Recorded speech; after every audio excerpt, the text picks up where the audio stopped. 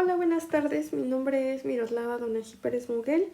Soy alumna de la carrera de la licenciatura en Biología Experimental y hoy voy a hablarles acerca del artículo que lleva por título La importancia de la coevolución, herbívoros y plantas, cómo interactúan, de los autores Ken Oyama y Francisco Espinosa. Generalmente cuando se habla de interacciones ecológicas, en particular entre herbívoros y plantas, se cita el trabajo de Edgelin y Raven de 1964 sobre la evolución conjunta o también conocida como ecoevolución, que en este caso trata acerca de la coevolución que existe entre mariposas y plantas. Por ejemplo, aquí en la diapositiva puse una foto de un grupo de mariposas, las cuales estaban asociadas a grupos particulares de plantas. Como vemos, las mariposas del grupo de Pierinae se alimentaban de plantas de la familia de plantas Cruciferae. Entonces vemos que aquí ya existe una relación. Ahora bien, en base a estas evidencias que existen y suposiciones, pues se sugiere que las interacciones entre herbívoros y plantas han jugado un papel importante para la diversidad orgánica que existe y también porque gracias a ella pues se ha sabido un poco más acerca de la historia evolutiva que ha existido a través del tiempo. Los componentes de la interacción. Vemos que al estudiar la historia natural de las interacciones, nos enfrentamos al hecho de tener que interpretarlas, pero todo esto tiene que ser en base a las evidencias actuales que existen, la historia evolutiva de las mismas. Vemos que la capacidad de los participantes de la interacción para responder a los efectos del medio van a depender, uno, de la variabilidad genética individual de los miembros de la población y por otro lado también de los patrones de comportamiento general de las especies. Estas respuestas se expresan a través de cambios cuantitativos y cualitativos en las características inherentes a su crecimiento y reproducción, así también como la asignación de los recursos para mecanismos que existen.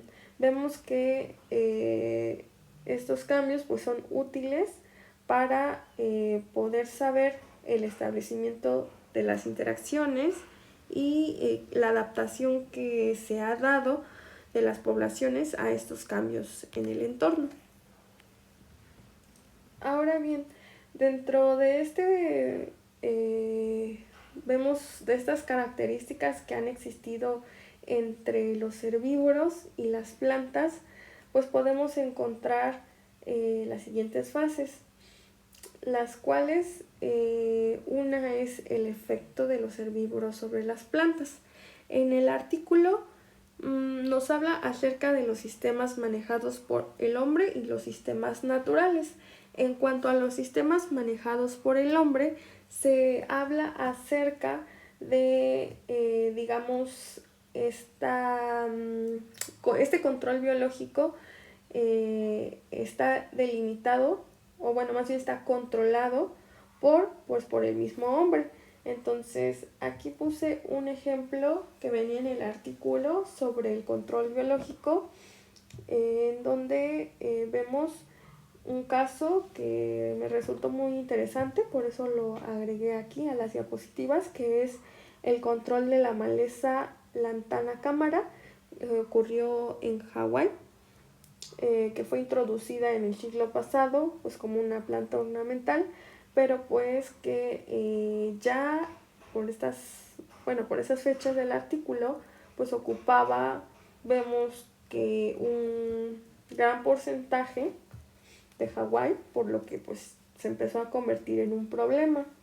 Para poder controlar esta maleza, pues se introdujeron 4 especies de lepidópteros para controlar la maleza. Eso quiere decir que el ser humano introdujo esto para poder controlarlo. Ahora bien, vemos que en los sistemas naturales, pues no, aquí no tiene como tal el hombre que pone, como en el ejemplo anterior. Más bien aquí se presencia casos donde el desarrollo de las interacciones que existen entre los herbívoros y las plantas pues empiezan a tener una relación ecológica y evolutiva más estrecha, es decir, empiezan a interactuar entre herbívoros y plantas para que puedan existir una coevolución. De hecho, varios autores sugieren que los herbívoros han influido en la evolución y en la dinámica poblacional de las plantas y terrestres acuáticas. Y ahora a continuación pues traigo unos ejemplos que venían en el artículo acerca de los efectos de los herbívoros. Bueno, bien son algunos ejemplos en los que podemos ver la relación y digamos las consecuencias que ha tenido esta relación entre los herbívoros y las plantas.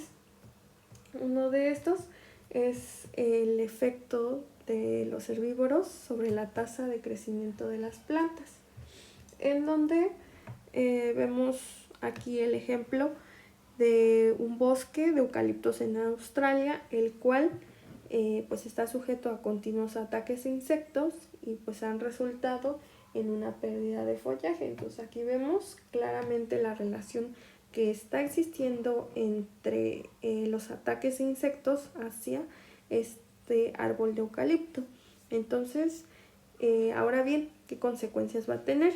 Estos ataques se dice que pudieron haber suprimido la productividad en los bosques de eucaliptos en diferentes años, lo que pues ocasiona un crecimiento lento de la planta y por lo tanto, como lo veíamos antes, pues puede evitar en este caso que se expanda mucho alguna especie de planta, ya que está controlada por insectos. Ahora bien, otro ejemplo que venía era el efecto de los herbívoros sobre el éxito reproductivo. En el artículo mencionaban que pues han sido trabajos agronómicos, observaciones de campo que han documentado algunas de las consecuencias que existen de la deforestación que tienen los insectos sobre las plantas. Aquí puse el ejemplo de las selvas de Costa Rica, en donde se defoliaron artificialmente, digamos, simularon la pérdida de follaje por herbívoros y otros factores que pudieran haber existido, pero lo hicieron de manera artificial en 6 especies de árboles tropicales. Entre ellos estaba el poroporo, que es este que se ve aquí en la imagen, y pues los resultados que se obtuvieron fue que el 80% de los individuos, es decir, de estos árboles que fueron defoliados artificialmente, pues no produjeron semillas. Entonces esto pues sugieren los autores que demuestra que al existir estos factores físicos o químicos que digamos pues provoquen esta defoliación del árbol, pues van a constituir como una ventaja importante en la evolución de los organismos. De hecho, venía también que en las selvas mexicanas se han estudiado la ecología poblacional de una palma que es conocida como chocho. Pues se realizó un experimento igual de defoliación donde encontraron que los efectos sobre la reproducción se expresaban pero 2 años después. Entonces esto mostraba las consecuencias para una planta. Eso mostraba que las consecuencias, digamos que para una planta que ha sido defoliada, no son inmediatos, sino que también podían presentarse dentro de años, ¿no? Ahora bien, efecto de los herbívoros sobre la diversidad de una comunidad. Otra hipótesis que plantean los autores sobre el papel de los herbívoros que existe pues, en los sistemas naturales ha sido desarrollada al tratar de explicar algunas de las características de los bosques tropicales, como puede ser una alta diversidad de especies o una baja densidad de individuos adultos de cada especie y la distribución espacial entre adultos que existen. Pues esta hipótesis resalta el papel de los depredadores y parásitos y señala que existen dos tipos de respuestas a los depredadores por parte de las plantas. Una que responde a la densidad y otra que responde a la distancia. Entonces aquí, como vemos en la imagen, vemos que otra hipótesis decía que ha sido desarrollada porque, como vemos en el arbolito, mientras más cerca está ¿cómo se dice? Sí, mientras más cerca está una semilla o una plántula de la madre, pues mayores probabilidades tendrá de ser atacada, ya sea por esa misma especie que lo está atacando o otros factores, y pues estarán, digamos, sus depredadores concentrados en esa área. Pero que si se tiene una mayor distancia, pues esta va a significar que tiene más probabilidades de no ser atacada por la misma especie, de ya sea de donde provino o lo que, digamos, le otorga una mayor supervivencia.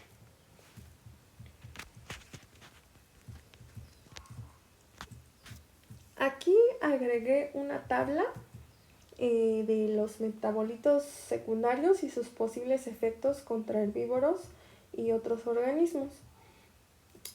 Aquí menciona el tipo de compuesto, como vemos, aminoácidos tóxicos, no proteicos, glucósidos, cianogénicos, alcaloides, y vemos la actividad fisiológica, el tipo de compuesto y también la actividad fisiológica que tiene. Entonces, vemos que, por ejemplo, aquí los aminoácidos tóxicos no proteicos tienen la actividad fisiológica de efectos tóxicos y neurofisiológicos inhibidores del crecimiento. El tipo de compuesto es triterpenos, limonoides, y la actividad fisiológica vemos que son las propiedades tóxicas, inhibición de la alimentación, que quiere decir que al tener propiedades tóxicas va a hacer que no pueda ser, digamos, apta para su consumo esta planta. Entonces vemos que existe una diversidad de compuestos como lo son las saponinas, flavonoides, tánios, lo cual van a ocasionar ya sea propiedades tóxicas o también sabores que no van a ser como muy aptos para que estos pueden ser consumidas, ¿no? Es decir, que esto va a ser como un mecanismo de defensa que tengan ante depredadores.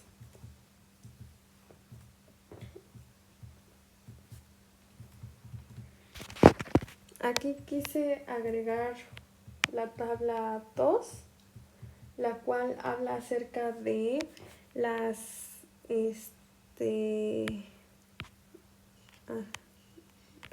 tabla 3, que habla acerca de los principales postulados de la teoría de Rodas y Gates. Aquí vemos que estos postulados me parecieron muy interesantes, porque dice: 1. Mientras más predecible y disponible sea un tejido vegetal como recurso alimenticio para los herbívoros, más defendido estará por compuestos reductores de la digestibilidad, como lo vimos en la tabla número 1, que poseía compuestos tóxicos, lo cual le daba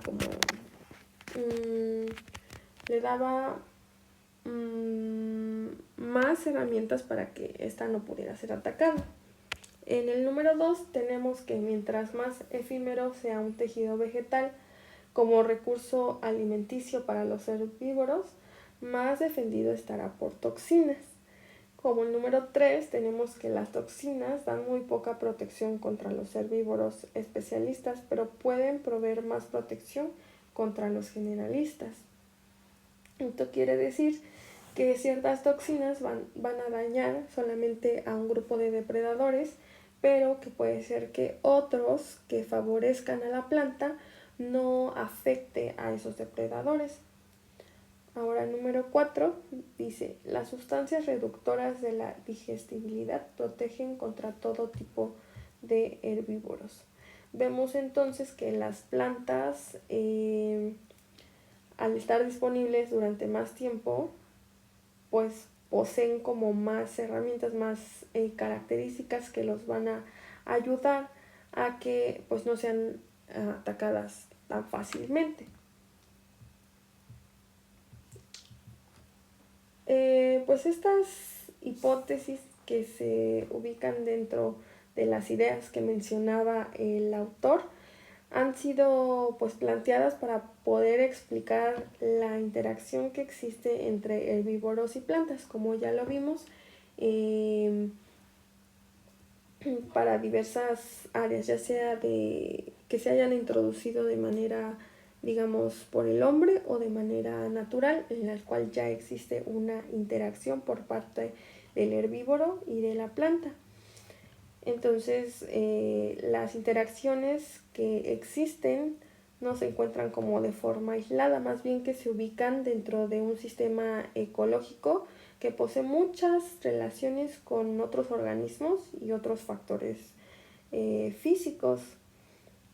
Entonces, aquí una pregunta que nos planteaba al final el artículo, el autor, es el papel, que cuál es el papel de los herbívoros en el flujo de la energía dentro de un ecosistema, qué papel jugaban en una determinación de la diversidad de una comunidad, o las relaciones que existen para poder establecer niveles tróficos.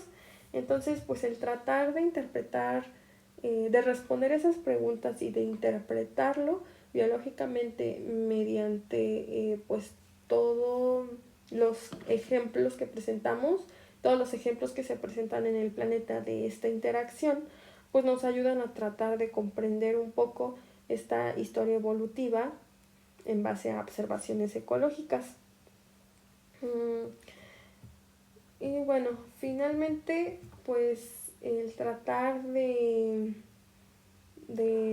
ubicar en un contexto evolutivo pues los fenómenos biológicos pues son muchos y también resulta difícil inclusive para varios autores, ya que pueden tener un montón de cosas de las cuales pues se pueden basar. Entonces quisiera concluir con algo acerca de la coevolución. Entonces podemos decir que la coevolución es un fenómeno el cual pues ilustra complejidad de las interacciones en los ecosistemas y destaca cómo la evolución de una especie puede estar fuertemente influenciada por la presión evolutiva de otras especies con las que interactúa. Y pues